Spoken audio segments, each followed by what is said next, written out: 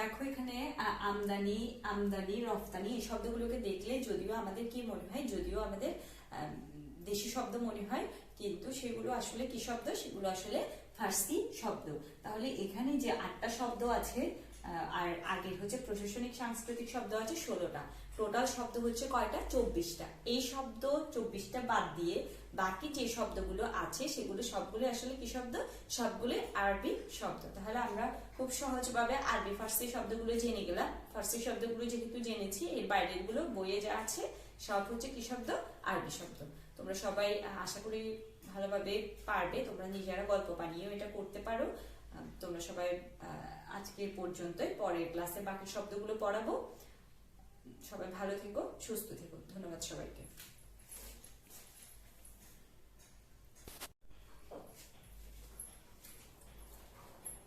সুপ্রিয় শিক্ষার্থীরা, আশা রাখছি সবাই ভালো আছো। গত ক্লাসে আমরা বাংলা ভাষার শব্দ ভান্ডার শুরু করেছিলাম, যেখানে আমরা উৎস অনুসারে 5 প্রকার শ্রেণী বিভাগ পড়ার কথা ছিল। আমরা তৎসম, অর্ধ তৎসম এবং তদ্ভব পর্যন্ত পড়েছি, কারণ ওই তিনটার মধ্যে পরস্পরের মধ্যে একটা সংযোগ ছিল বা সম্পর্ক ছিল, একটা থেকে আর একটা কিভাবে বিবর্তিত হয়েছে বা পরিবর্তিত হয়েছে সেটা আমরা পড়েছি। আজকে আমরা বাকি যে 2 প্রকার শব্দ আছে সেটা আমরা পড়বো। একটা হচ্ছে বলে আসি, দেখো একটা হচ্ছে কি শব্দ, একটা হচ্ছে দেশি শব্দ,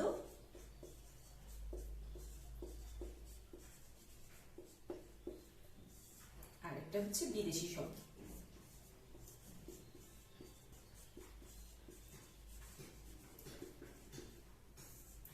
দেখো বিদেশি শব্দটা হচ্ছে অনেক বিশাল, অনেক বিস্তৃত একটা বিষয়, যে বাংলা ভাষায় অনেকগুলো শব্দ, এখন আমরা অনেকগুলো বিদেশি শব্দ ব্যবহার করি যেগুলো আসলে এখন আমরা বুঝতেই পারি না এগুলো বিদেশি শব্দ। আমরা এগুলোকে বাংলার মতো করে, বাংলা ভাষার মধ্যে যেহেতু চলে এসছে, আমরা সেগুলোকে বাংলার মতো করে আপন করে নিয়েছি। যেমন ধরো বালতি, পাউরুটি, এই শব্দগুলো দেখলে কি মনে হয় বা পড়লে কি কখনো মনে হয়েছে এগুলো আমাদের দেশি শব্দ না? কিন্তু এগুলো আমাদের দেশি শব্দ নয়। পাউরুটি শব্দটা পর্তুগিজ শব্দ। তাহলে দেখো বালতি শব্দটাও সেরকম। তাহলে দেখো অনেক বাংলা ভাষায় অনেক বিদেশি শব্দ আছে যেগুলো একেবারে বাংলার সাথে মিলেমিশে একাকার হয়ে গেছে, যেগুলোকে আমরা এখন কি আলাদা কোনো বিদেশি শব্দ বলে আমরা আসলে কি করি না, গণ্যই করি না। তাহলে দেখো এটা কেন হয়েছে। আমরা জানি ভারতীয় উপমহাদেশ যখন ছিল, এই দেশটা যখন উপমহাদেশ ছিল, তখন বিভিন্ন মানুষরা এখানে এসে ব্যবসা করেছে। তোমরা তোমাদের ইতিহাস বই বা সমাজবিজ্ঞান বইয়ের মধ্যে তোমরা হিস্ট্রি যে অংশটা ছিল সেখানে তোমরা পড়েছো, যেখানে পর্তুগিজরা প্রথমে এসেছিল, তারপরে বিভিন্ন মানুষরা, পর্তুগিজ, তারপরে ইরানের মানুষ আর সৌদি আরবের মানুষ, এভাবে মানুষ এখানে এসেছে। অনেকে এখানে একেবারেই এখানে বসবাস করা শুরু করে দিয়েছে। তারা যে কথা বলতো, তাদের কথা থেকে অনেক শব্দ আমাদের বাঙালিরা শুনে শুনে বলেছে বা গ্রহণ করেছে, এভাবে এটা আমাদের বাংলা ভাষার সাথে মিশে গেছে। এখন আমরা এগুলো বলতে বলতে এখন আসলে আমরা বুঝতেও পারি না এটা আসলে বাংলা শব্দ নাকি বিদেশি শব্দ। যেমন ধরো রেস্তোরাঁ, রেস্তোরাঁ শব্দটা কিন্তু আমাদের দেশীয় কোনো শব্দ নয়। এরকম হাজার হাজার শব্দ বাংলা ভাষার মধ্যে আছে, যেখানে বিভিন্ন ভাষার শব্দ কি হয়ে গেছে, বিভিন্ন ভাষার শব্দ আমাদের এখানে মিশে গেছে। তাহলে আমরা এটাতে পরে যাব। আমরা একটু দেশি শব্দটা নিয়ে একটু কথা বলি। আমরা পড়েছি তৎসম, অর্ধ তৎসম এবং তদ্ভব। তাহলে আমরা বলতে পারি এগুলো কি দেশি শব্দ নয়? ওগুলো আমাদের বাংলা ভাষার শব্দ, কিন্তু সেই শব্দগুলো কি অন্য একটা ভাষা থেকে কি হয়েছে, এসেছে। যেমন সংস্কৃত থেকে এসেছে, সংস্কৃত থেকে পরিবর্তিত হয়েছে, আবার সংস্কৃত থেকে প্রাকৃতের মধ্য দিয়ে পরিবর্তিত হয়েছে।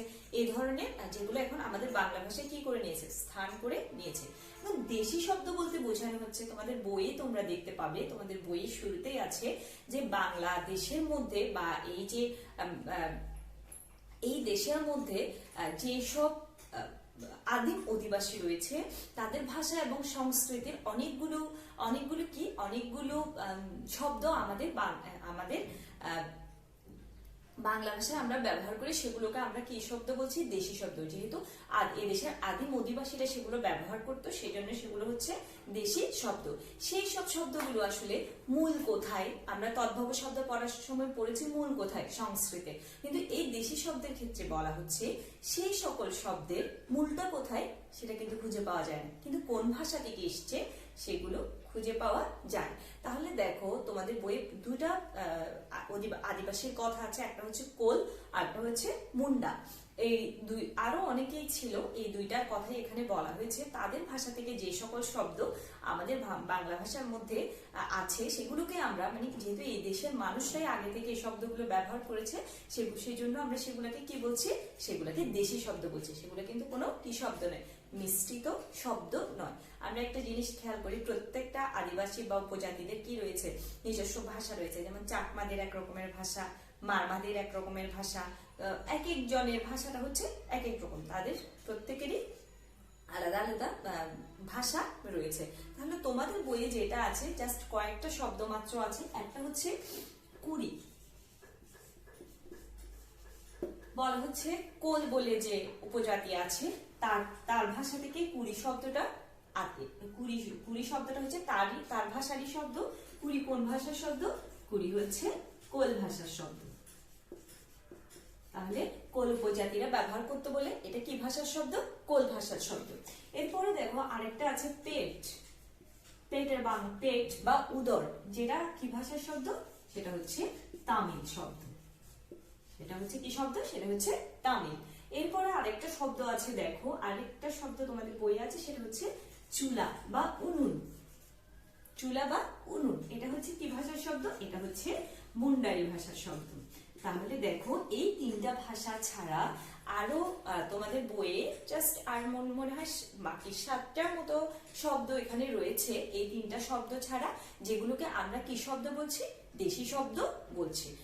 আমাদের যেহেতু তোমরা যেহেতু নবম দশম শ্রেণীর বাংলা বইতে যেটা আছে এর বাইরে যেহেতু কোনো শব্দ আসবে না তোমাদের পরীক্ষায়, আমরা সেগুলো একটু নিজেরা একটু মুখস্থ করে নিই। দেখো আর শব্দগুলো হচ্ছে কি?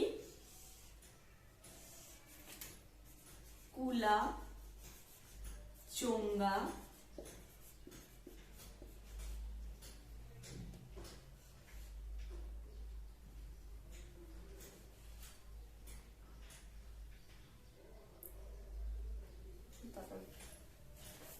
কুলা, চোঙ্গা, তারপরে হচ্ছে গঞ্জ। আচ্ছা, কুলা, গঞ্জ, চোঙ্গা, টোপর, ডাব, ডাগর, ঢেকি। তাহলে এখানে খেয়াল করো, এখানে কিন্তু মাত্র 7টা শব্দ রয়েছে। এটাকে আমরা এভাবে মনে রাখতে পারি, কুলা, গঞ্জ, চোঙ্গা, টোপর, ডাব, ডাগর, ঢেকি। কুলা, গঞ্জ, চোঙ্গা, টোপর, ডাব, ডাগর, ঢেকি। তাহলে এখানে হচ্ছে 7টা, এখানে হচ্ছে 3টা, তো টোটাল হচ্ছে কয়টা? 10টা দেশি শব্দ তোমাদের বইয়ে রয়েছে, যেগুলো থেকে আসলেই আমরা পরীক্ষা অবশ্যই অ্যান্সার করতে পারবো বা উত্তর দিতে পারবো। কুড়ি কোন ভাষার শব্দ? কুড়ি কোল ভাষা। পেট কোন ভাষার শব্দ? পেট তামিল ভাষা। চুলা কোন ভাষার শব্দ? চুলা মুন্ডারি ভাষা। তাহলে এরপরে এর বাইরে বাকি যে 7টা রয়েছে সেগুলো কি? কুলা, গঞ্জ, চোঙ্গা, টোপর, ডাব, ডাগর, ঢেকি। তাহলে আমাদের দেশি শব্দ এতটুকুতে শেষ। এবার আমরা যাব বিদেশি শব্দের মধ্যে।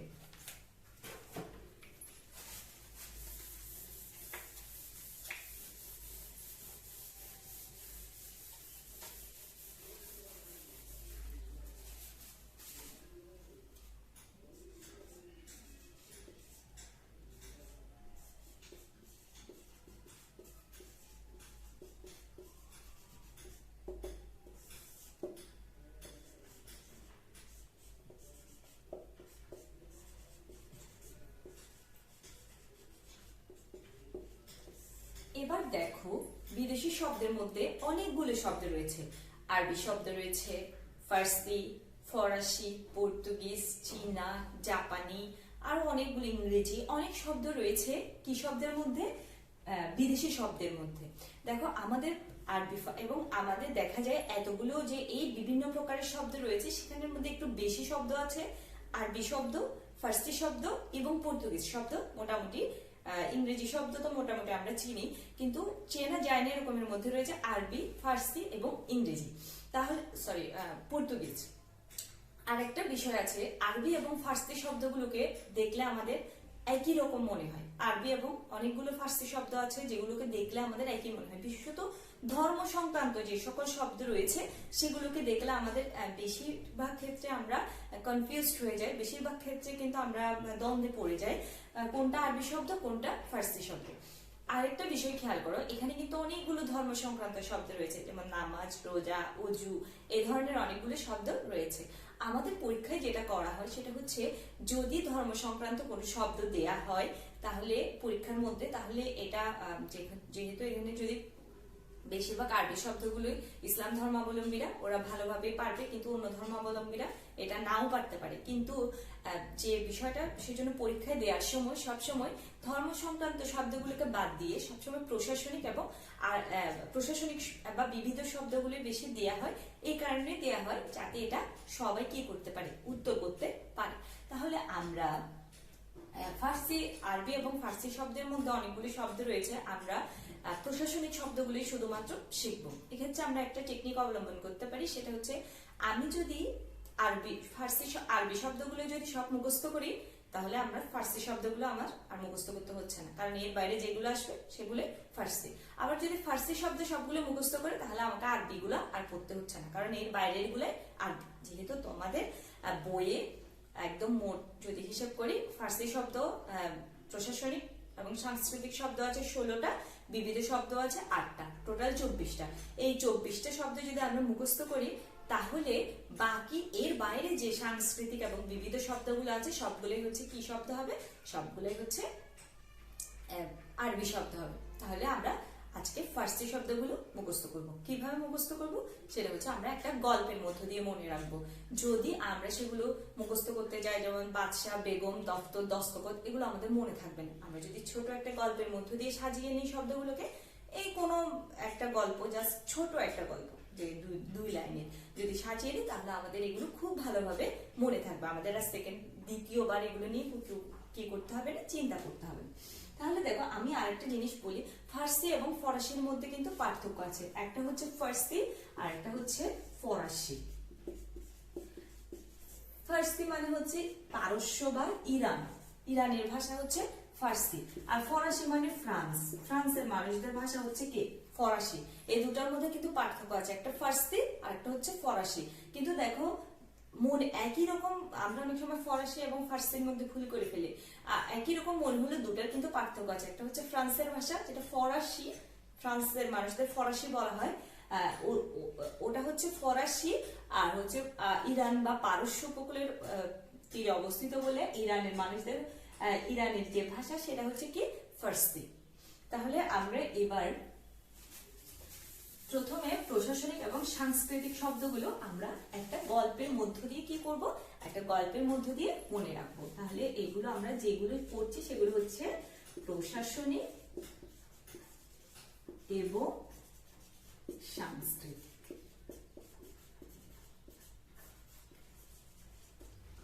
ধরো আমরা একটা গল্প সাজালাম শব্দগুলো নিয়ে, 16টা শব্দ নিয়ে। গল্পটা হচ্ছে দুজনের মধ্যে, একজন মানুষের নাম হচ্ছে বাদশা, এটা আমার কাল্পনিক একটা নাম, একজন মানুষের নাম হচ্ছে বাদশা। বাদশার সাথে একজন মানুষের ঝামেলা হলো, সে মানুষটা পেশায় হচ্ছে একজন মেথর। এক্ষেত্রে যা হয় আর কি, যে আমাদের গল্পটা হচ্ছে আমি আমার নিজের মতো করে সাজিয়েছি। বাদশার কাছে কিছু জিনিস আসলো যে সবার মধ্যে দিয়ে বন্টন করে দেওয়ার জন্য, গরিব মানুষদের মধ্যে দিয়ে। তখন কি হলো, সে মেথরের জিনিসগুলো দিল না, তার ত্রাণ বা যা কিছু আসলো সেগুলো কি করলো না, দিল না। না দিয়ে সে কি করলো, সে নিজেই নিয়ে নিল। নিয়ে নেওয়ার পরে যে এটা তার বিরুদ্ধে অভিযোগ এসছে, অভিযোগ আসার পর কি হলো, একটা দরবারে বাদশার কি হলো, বিচার হলো। তাহলে এই যে গল্পটার কাহিনীটা হচ্ছে এরকম। আমরা এটাকে একটা দেখি, আমি এখন লিখে দেখি গল্পটা।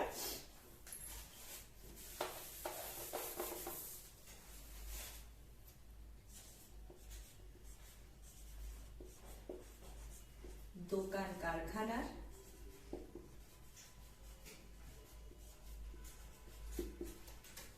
মালিক বাদশা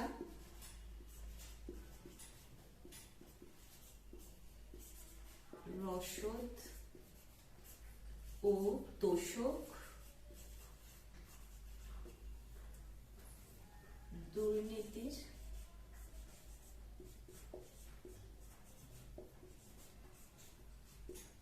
নালিশে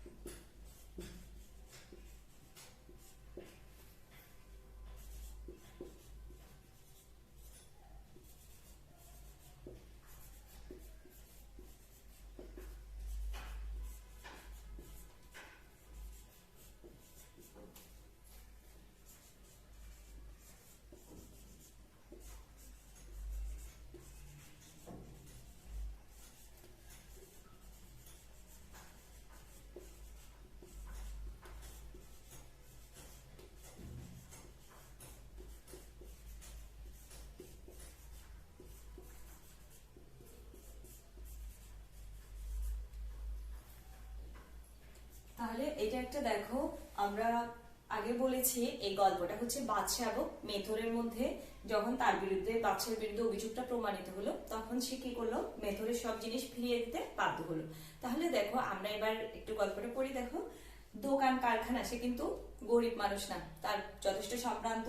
দোকান কারখানার মালিক বাদশা রসদ এবং তোষক দুর্নীতির নালিশে সে কি করলো, তার দরবারে যাওয়ার সময় কি করলো, সে চশমাটা পরে নিল। চশমাটা পরে 5 তারিখে জবানবন্দি দিতে বেগমের দপ্তরে গেল। বেগম হচ্ছে ওই রাজ্য পরিচালনাকারী, তাকে কি করলো, বাদশাকে ডেকে পাঠালো, সে হচ্ছে জবানবন্দি দেওয়ার জন্য গেল। সেই দরবারে দস্তখত দিয়ে সে বান্দা মেথরের দৌলত ফিরিয়ে দিল। সেই দরবারের মধ্যে যারা ছিল তাদের সামনে সে দস্তখত দিয়ে মেথরের সব জিনিস কি করলো, ফিরিয়ে দিল। তাহলে আমরা দেখো 2 লাইনের একটা গল্প, এখান থেকে আমরা ফার্সি শব্দগুলোকে নির্ণয় করব। দেখো প্রথমে হচ্ছে দোকান। দেখো দোকান শব্দটাকে দেখলে কিন্তু মনে হয় না যে এটা ফার্সি শব্দ। কারখানা, দেখো এটা আমরা বাংলা শব্দের মতো মনে হয়, বাংলা শব্দের সাথে মিশে একেবারে বাংলা শব্দ হয়ে গেছে। বাদশা, এটা দেখলে আরবি না ফার্সি একটু দ্বন্দ্ব হয়। এরপরে রসদ, তোষক, আচ্ছা। এরপরে আসলো নালিশ, এরপরে চশমা, তারিখ, জবানবন্দি, এরপর হচ্ছে বেগম, দফতর, দরবার, দস্তখত, বান্দা, মেথর, দৌলত। তাহলে কয়টা হয়েছে দেখে, 1 2 3 4 5 6 7 8 9 10 11 12 13 14 15 16। তাহলে আমরা বিদেশি শব্দের মধ্যে ফার্সি শব্দ, প্রশাসনিক শব্দ কয়টা পেলাম, 16টা আমরা কি পেলাম, প্রশাসনিক শব্দ পেলাম। দেখো তোমরা নিজেদের মতো করে গল্প বানিয়েও নিজেরা মনে রাখতে পারো, তবে এটা ঠিক যে যারা নিজেদের মতো করে গল্প বানাবে তাদেরটা আরো বেশি মনে থাকবে, নিজে করলে সেটা আরো বেশি মনে থাকে। তাহলে দেখো আমরা এখানে কি দেখলাম, দোকান শব্দটাকে দেখলে ফার্সি শব্দ মনে হয় না, কিন্তু এটা ফার্সি শব্দ। কারখানা শব্দটাকে দেখলেও এরকম মনে হয় না, কিন্তু কারখানাও কি শব্দ, ফার্সি শব্দ। দোকান কারখানার মালিক বাদশা রসদ ও তোষক দুর্নীতির নালিশে চশমা পরে 5 তারিখে জবানবন্দি দিতে কোথায় গেল, বেগমের দফতরে, মানে রাজ্য পরিচালনাকারীর দফতরে সে গেল। সেই দরবারে কি করলো, তার যেখানে বিচার বসেছে সেখানে কি করলো, সেই দরবারে দস্তখত দিয়ে সে বান্দা মেথরের এই যে রসদ এবং তোষক সবগুলো কি, সেই দৌলত গুলো কি দিল, ফিরিয়ে দিল।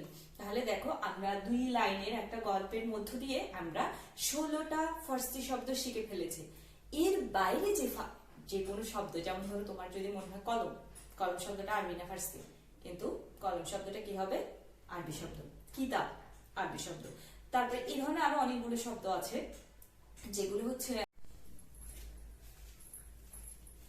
দেখো কলম, কিতাব, এগুলো হচ্ছে কি শব্দ, এগুলো হচ্ছে আরবি শব্দ। এই 16টা প্রশাসনিক শব্দের বাইরে যদি কোনো প্রশাসনিক শব্দ থাকে তাহলে সেগুলো কি শব্দ হবে, সেগুলো হবে আরবি শব্দ।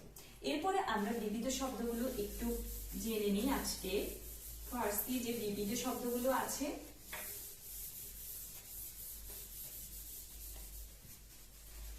ফার্সি বিবিধ শব্দগুলো আমরা একটু পড়ি, তাও একটা গল্পের মধ্য দিয়ে পড়বো। 8টা শব্দ আছে বিবিধ শব্দ।